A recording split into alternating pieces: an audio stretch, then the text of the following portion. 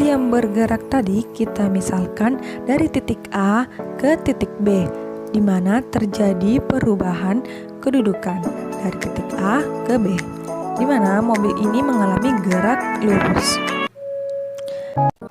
Nah, kemudian sini terlihat mobil ambulans sedang melaju sejauh 30 meter. Berapa jauh ambulans bergerak disebut jarak, di mana jarak ini kita tidak memperhatikan arah.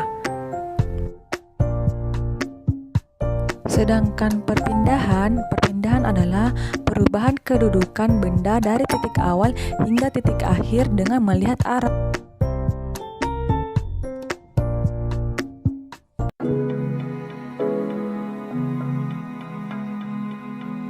Intan bermain sepeda di jalan. Ia bergerak 500 meter ke kanan lalu berbalik arah 200 meter ke kiri hingga akhirnya berhenti. Maka berapakah jarak dan perpindahannya? Nah, penjelasannya yaitu pergerakan Intan bisa kita peroleh dari titik A ke titik B lalu berbalik arah sejauh 200 meter.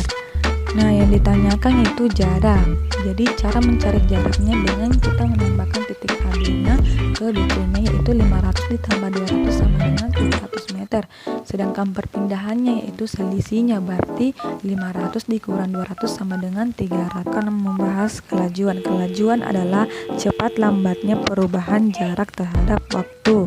Sedangkan untuk kecepatan yaitu cepat lambatnya perubahan kedudukan suatu benda terhadap waktu, di mana kecepatan dan kelajuan ini memiliki sekilas sama tetapi artinya sebenarnya berbeda. Maka akan memberikan tips dan trik untuk mengerjakan soal, di mana di sini terdapat simbol S sebagai jarak, V sebagai kecepatan, dan T sebagai waktu. Nah, jika kita mencari S, maka kita tutup huruf S-nya. Maka tersisa V kali T. Didapatkanlah rumus yang pertama yaitu jarak S sama dengan V kali T.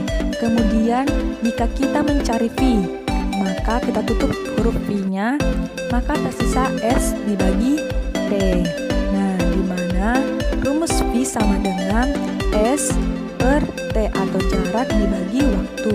Kemudian ketika kita ingin mencari waktunya, maka tersisa F S dibagi V.